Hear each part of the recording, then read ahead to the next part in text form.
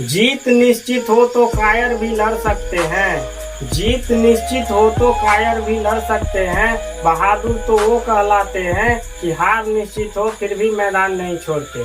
Hello viewers, कैसे आप सब। मैं राम रिसर्च क्लासेस के माध्यम से आप सबों का हार्दिक स्वागत करता हूँ। आज हम लोग न्यू वीडियो में न्यू टॉपिक के साथ हाजिर है। आज हम हंसने और हंसाने के लिए आए हैं और एक जोक लेकर के आए हैं और जोक आज हम लोग एक सुनेंगे। और जोक इस तरह का है कि अंग्रेजी में एक कहावत है कि little knowledge is a dangerous thing, कम ज्ञान खतरनाक होता है। इसको जो है ये जोक बिल्कुल ही सही साबित करेगा और सही साबित करता है। तो इस जोक के माध्यम से हम लोग ये जो कहानी है इसके माध्यम से हम लोग इसकी सार्थकता को समझेंगे कि a little knowledge is a dangerous thing, सही में कम ज्ञान खतरनाक होता है। तो आइए हम लोग शुरू करते हैं आज का ये जोक। हम लोग इसका टाइटल दे सकते हैं इस जोक का कि भैंस बनी डॉक्टर। भैंस बनी डॉक्टर।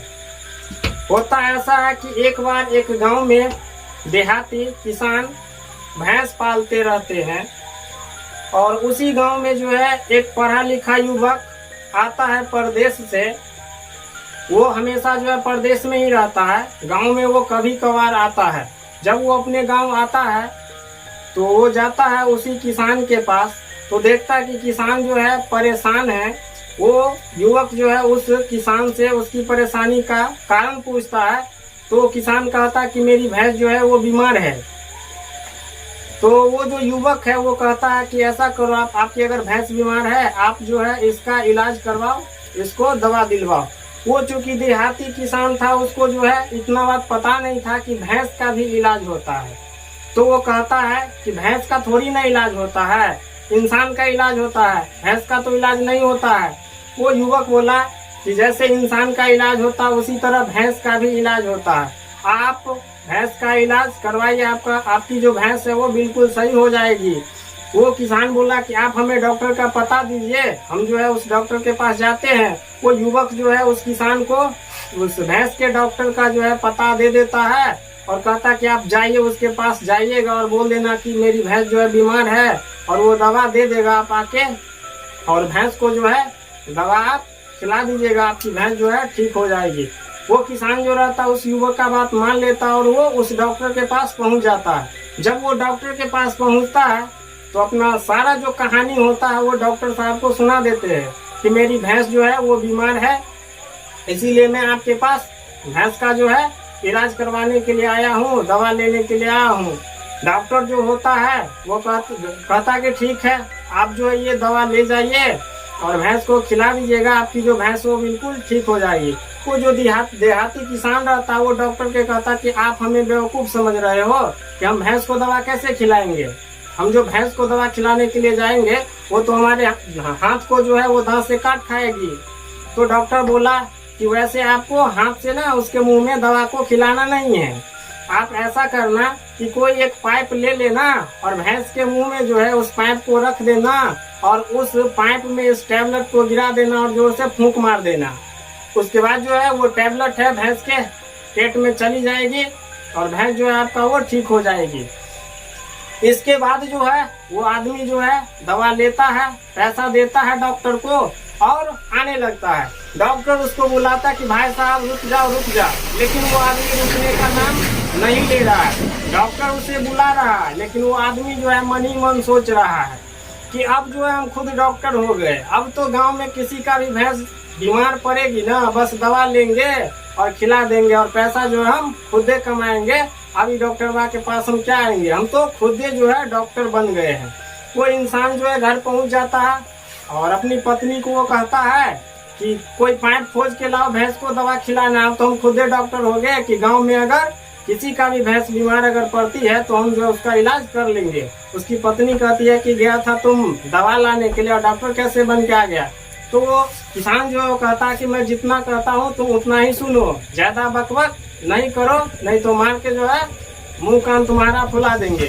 उसकी पत्नी जो है वो डर करके जैसा जैसा उसका पति कहता है वैसा वैसा वो करती है। कोई उसकी पत्नी जो है एक पाइप जो है ला देती है उस किसान को। अब वो जो किसान है झटपट जाता है और भैंस के मुंह में उस पाइप को रख देता है। भैंस के मुंह में पाइप रखने के बाद उसमें वो टैबलेट को गिरा देता है और वो खोखी खखार करने लगता है और वो पूरे ताकत से सोचता है कि हम फिर जो है पाइप में मुंह लगा करके और उस भैंस को जो है दवा खिलाएंगे। वो इंसान ऐसा ही करता है कि पहले पूरी तरह से फूकने के लिए तैयार होता है, फिर जो है वो पाइप में मुंह लगाता है और जैसे ही फूकने का कोशिश करता है उससे पहले क्या होता है कि भैंस ही फूक देती है। तो वो जो टैबलेट रहता है वो भैंस के पेट में जाने के बजाय उसी किसान के पेट में आ जाता है।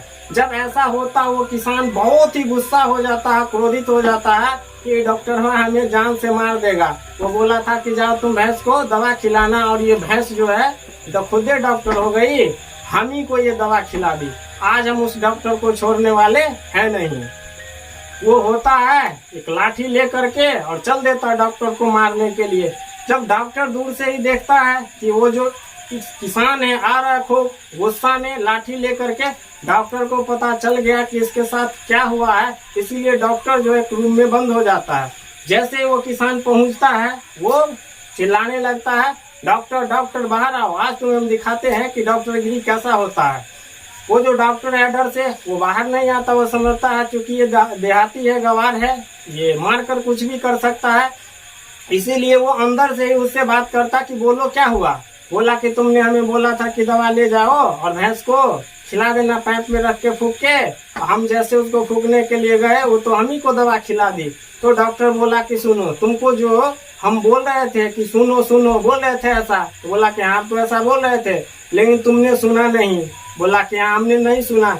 तो हम तुमको यही समझाते कि बाबू जैसे तुम जाना भैंस के मुंह में झटाक से पाइप रखना और उसमें दवा देने के बाद तुरंत फूक देना, नहीं तो भैंस जो है ना उल्टे फूक देगी और तुम्ही को वो दवा खिला देगी। इससे पहले ये तुम अकेले नहीं हो, इससे जो है पहले कई बार भैंस जो है कई मरीज को डॉक्टर बन के उल्टे जो है दवा खिला दी है। तो तुमको हम कुछ ज्ञान दे रहे थे, तुम जो है वो ज्ञान लिया नहीं, अधूरा ज्ञान संकट के समान तुम अधूरा ज्ञान ले लिए और गया तुम पूरा काम करने के लिए, इसीलिए तुम्हारे साथ ऐसा हुआ।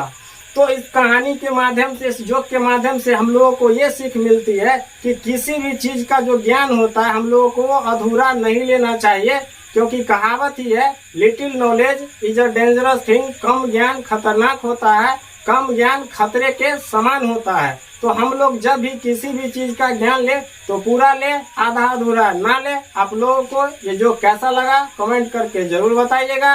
मिलते हैं नेक्स्ट वीडियो में नेक्स्ट टॉपिक के साथ, तब तक जय हिंद।